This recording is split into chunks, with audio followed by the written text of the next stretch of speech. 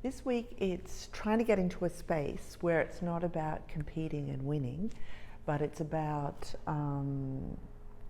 using your creativity to build a world where you and your loved ones flourish. So if you're building a family, then maybe there needs to be a bit of playfulness, like these bubbles can come into your world and lighten the mood.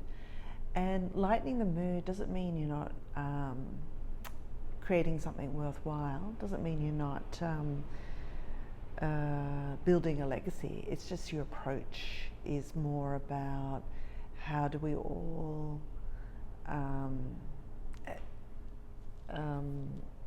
how can we step away from the way the world tells us it has to be, which is you have to fight and you have to win at all costs, and that kind of approach can leave us a little bit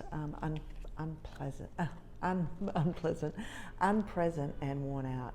And when the Nine of Wands turns up, it is like it's the wounded warrior. So you're almost at the finish line, but you're holding on for dear life, going, what is winning at this point? Like you're kind of a bit disillusioned, you've had a lot of disappointments or even failures, and here you are going, oh, what game am I playing? And it's really interesting. Like when I do tarot readings, I ask people, like, you know, your approach means that you are only using 1/9 of your abilities, or you're only being rewarded 1/9 of what you deserve. So it's like this funny, it's like we have to reconfigure how we see, how we use our energy. So we do something for the people in our life, and then we need to do something for ourselves to keep this beautiful flow happening. And I really do think your approach to working with people or building a project, it can really be transformational right now. Like, you're not all alone. You're not all alone. Everyone's trying to rush in and help you. But it's like you can't build this beautiful big legacy solo. Like, you need help. You need 9 times more help. Or you need to be willing to receive 9 times what you're getting. And, you know, if you've got a big ambitious project for your family, or a creative project, you know, or career, like a cathedral, you need other people to help you. You can't do it solo. And I think it's that kind of shift that needs to come in this week. Like, loosen your hold on having to do it on your own. It doesn't mean, if you get help, it doesn't mean you won't get the credit for your project. It's just more like the scale of your project really wants to go beyond what one person can do. And it's negotiating how to sort of imagine that level of prosperity. Imagine just your world in a different way.